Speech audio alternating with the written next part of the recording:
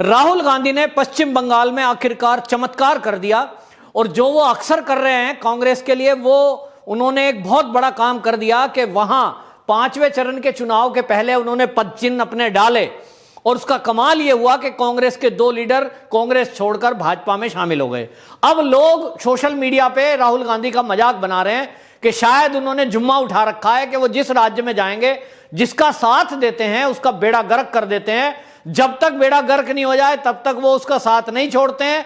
और आपको बताएं, उत्तर प्रदेश से शुरुआत उन्होंने अखिलेश यादव से करी थी। अखिलेश यादव आज सत्ता से बाहर है और खत्म होने के कगार पर हैं। इसी तरह उन्होंने साथ दिया था कहां, तो महाराष्ट्र के अंदर महाविकास आघाड़ी में वो साथ हैं। आज देख लीजिए उनका साथ लेकर के शिवसेना और एनसीपी का क्या हाल होने जा रहा है। जो भी घपले घोटाले हो रहे हैं, लेकिन बहरहाल राहुल गांधी के पद चिन्हों का वो कमाल है कि आज महाराष्ट्र में शिवसेना भी खत्म होने जा रही है।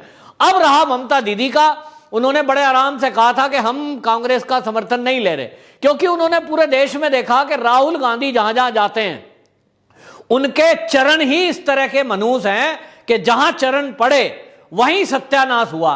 और इसलिए ममता बनर्जी पहले से ही डर रही थी और राहुल गांधी से मना कर दिया कि हमें कांग्रेस का समर्थन नहीं चाहिए। तो भाई वो कम्युनिस्टों के साथ हो गए। अब कम्युनिस्टों के साथ हो गए, उन्होंने गठबंधन बनाया है कम्युनिस्ट के साथ और एक मुस्लिम पार्टी के साथ। लेकिन कमाल देखिए कि वो वोट मांगने जाते हैं और वोट मांगने में वो क्या कहते हैं, वो ये नहीं कह रहे कांग्रेसी कैंडिडेट के लिए कि आप कांग्रेसी कैंडिडेट को वोट दो, ममता बनर्जी की ये कमी रही। 10 साल ममता बनर्जी मुख्यमंत्री रही, जो टोलाबाजी करती रही, जो गुंडागर्दी करती रही, जो बमबाजी वहां पे हुई, जो विकास नहीं हुआ, लेकिन राहुल गांधी के मुंह से ममता बनर्जी के विरोध में एक शब्द भी नहीं निकला। या यूं कहें, वो ममता बनर्जी के विरोध में एक भी शब्द कहना नहीं चाह रहे थे। वो वहां अपना एक सूत्री कार्यक्रम लेके गए कि भाजपा को गाली दें, और इसलिए उन्होंने क्या कहा, भाजपा को वोट मत देना, मतलब आप गड्ढे में डाल देना लेकिन भाजपा को वोट मत देना। तो अब लोग पूछ रहे हैं कि भैया आपका कांग्रेस का कैंडिडेट गठबंधन का जो खड़ा है, आप उसके लिए वोट अगर मांग रहे हो और वहां सत्ता में ममता बनर्जी है पिछले 10 साल से, तो आप वोट बीजेपी की सरकार थोड़ा ही है वहां।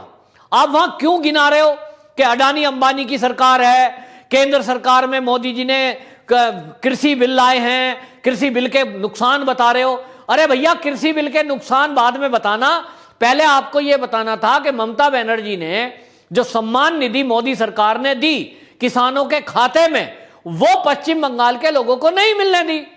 तो आप ये बताते कि भाई आप जिस गठबंधन से चुनाव लड़ रहे हो, वो गठबंधन जो कम्युनिस्टों के साथ मिलकर के कर रहे हो, 10 साल पहले तो कम्युनिस्ट ही थे वहां देश की आजादी से लेके, तब उन सरकारों ने क्या किया उसकी कुछ उपलब्धि बताते। लेकिन नहीं, आपका तो एक सूत्री कार्यक्रम है भाजपा का विरोध करना। और इसलिए आपने ये तय किया था कि भाजपा को हराने के लिए आपको सीधे सीधे फिर तो ये कहो ना कि टीएमसी में ही समर्थन कर दो। आप अपने मंच से ये कह देते कि यहां मैं आया हूं, जितनी भीड़ ये बैठी है और तीनों दल ये टीएमसी को समर्थन करें। अरे भाई, आप कह रहे हो बीजेपी को वोट मत करना, तो बीजेपी को वोट ना करना इसका मतलब भीड़ को आप कह रहे हो ममता बनर्जी को वोट दे सकते हो। तो अगर कांग्रेसी कैंडिडेट के बजाय लोग बीजेपी इसको ममता बनर्जी को वोट दे दें तो क्या चलेगा। लेकिन जनता को मूर्ख बनाकर आप क्या सोच रहे हो। ये जब भाषण सुना, आपके कांग्रेस के लीडर अच्छे खासे इससे नाराज हो गए कि राहुल गांधी आए थे यहां कांग्रेस का प्रचार करने। कांग्रेस के लीडर हो तो आप कांग्रेस की बड़ाई करते, कांग्रेस के काम बताते, आप ये बताते केंद्र के कृषि बिल खराब हैं, लेकिन आप बताते कि हमारी सरकार पंजाब में है, हमारी सरकार महाराष्ट्र में है, हमारी सरकार राजस्थान में है, तो देखो हमारी सरकार छत्तीसगढ़ में है, हमने वहां किसानों के लिए क्या क्या किया है। आप अपनी उपलब्धि बताते, कांग्रेस की उपलब्धि बताते, कांग्रेस ने किसानों के लिए क्या क्या कर दिया। एमएसपी से 100 रुपए ज्यादा पर धान खरीद लिया, 200 रुपए ज्यादा पर गेहूं खरीद लिया, हमने उनके अकाउंट में इतने पैसे डाल दिए।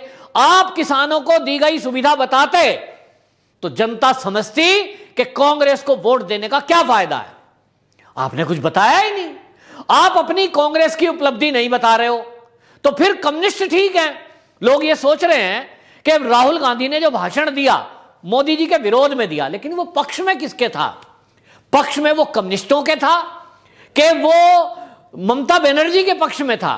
आपने विरोध तो कर दिया कि भाजपा को वोट मत देना, तो वोटर सोच रहे थे, जो सामने बैठे थे भीड़ में, वो सोच रहे थे राहुल गांधी ने कहा बीजेपी को वोट मत देना, तो किसको दें? हम जो ये कम्युनिस्ट और कांग्रेस का गठबंधन है इसको भी ना दें, इसके लिए तो बोला नहीं, तो ममता बनर्जी को दे दें। ममता बनर्जी के लिए बोला नहीं और कंफ्यूज करके आ गए। और इसलिए आपको बताऊं, कांग्रेस के 2 बड़े लीडरों ने वहां इस्तीफा दे दिया और बीजेपी ज्वाइन कर ली, क्योंकि अब सबको लिख रहा है। आपको बताऊं, सारे कांग्रेसी जो बड़े और सीनियर लीडर हैं, जिनमें थोड़ी बुद्धि है, जो दिमागदार हैं, वो अब ये समझने लगे हैं कि कांग्रेस में अब भविष्य नहीं बचा। कांग्रेस में बची कुची जो चीजें हैं, जो अच्छे सीनियर लीडर हैं, वो अपनी जगह तलाश रहे हैं। अभी खबर आई है कि गुलाम नबी आजाद हरियाणा के कुछ लीडरों से मिले हैं, अब वो रास्ता तलाश रहे हैं। सुखबुआट है। पिछले ही दिनों जम्मू और कश्मीर में ये गुलाम नबी आजाद ने देखिए एक रैली करी थी और जिसमें भगवा पगड़ी पहन करके सारे नेता कांग्रेस के नजर आए थे, जिसमें वो G23 वाले लोग शामिल थे, यानी वो नेता कांग्रेस के जिन्होंने सोनिया राहुल गांधी पर सवाल उठाया था। अब सोनिया के नेतृत्व पर सवाल उठाने वाले महाराष्ट्र के शिवसेना जो महाविकास अघाड़ी में है, वो संजय राउत भी हैं। उन्होंने कहा कि यूपीए की चेयरपर्सन सोनिया गांधी हैं, नाम नहीं लिया सोनिया का, लेकिन उन्होंने कहा कि अब दूसरा कोई होना चाहिए।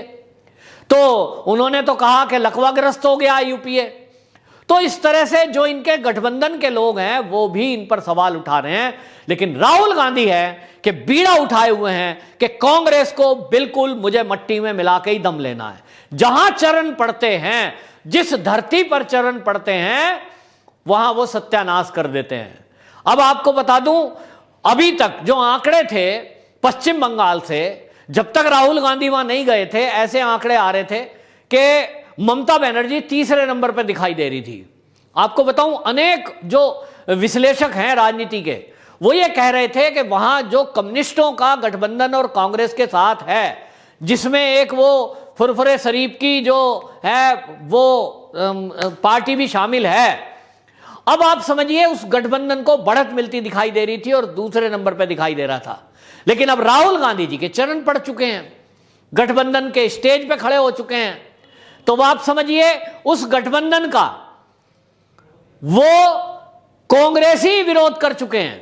वहां पर अधीर रंजन चौधरी विरोध कर चुके हैं कि जो एक विपरीत विचारधारा के लोग हैं, कम्युनिस्ट हैं, फुरफुरे शरीफ के जो बाकी लोग हैं और वो जो पार्टी है, उसका विरोध है। हम ऐसे लोगों को खड़ा नहीं कर सकते जो धार्मिक उन्माद के नाम पर यहां जीतना चाहते हैं, जो बांग्लादेश से आए हुए घुसपैठियों की पैरवी करते हैं।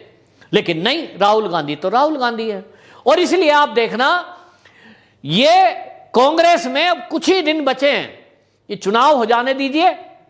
इसमें लोगों ने देख ही लिया, स्टार प्रचारक के रूप में कोई सीनियर लीडर नहीं है, खुद पहुंच गए। तो खुद का असर यह होगा कि अब जो कांग्रेस गठबंधन यहां पश्चिम बंगाल में चुनाव लड़ रहा है, राहुल गांधी जी के जाने का असर देखना आप कि वो तीसरे नंबर पे आपको दिखाई देगा। पहले दूसरे पे था, वो एक पायदान नीचे आएगा।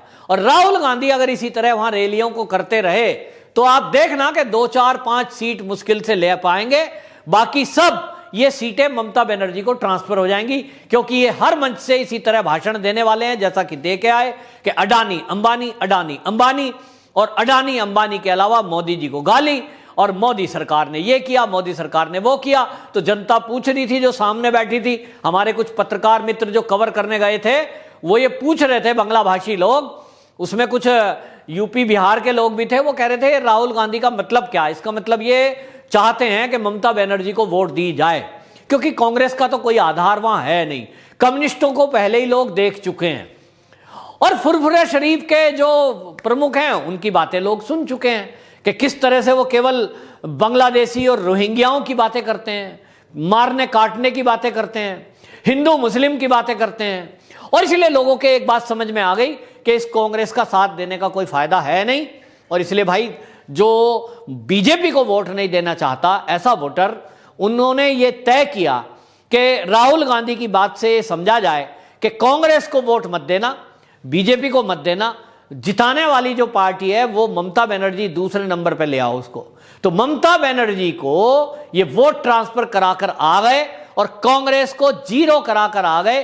कांग्रेस का सत्यानाश कराने का बीड़ा ये राहुल गांधी ने ऐसा उठाया हुआ है, सोशल मीडिया पर ट्रेंड कर रहा है।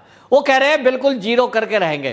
तो राहुल गांधी जब तक नहीं गए थे तब तक कुछ बढ़त बनाया हुआ था इनका गठबंधन, लेकिन अब 5वें चरण के चुनाव के पहले कांग्रेस का राहुल गांधी, ये इनका पदार्पण होना और भाषण देना, अब 5वें चरण के जब चुनाव होंगे इसके जो विश्लेषण होंगे आप देखना, उसमें रिजल्ट आएगा गठबंधन तीसरे स्थान पर।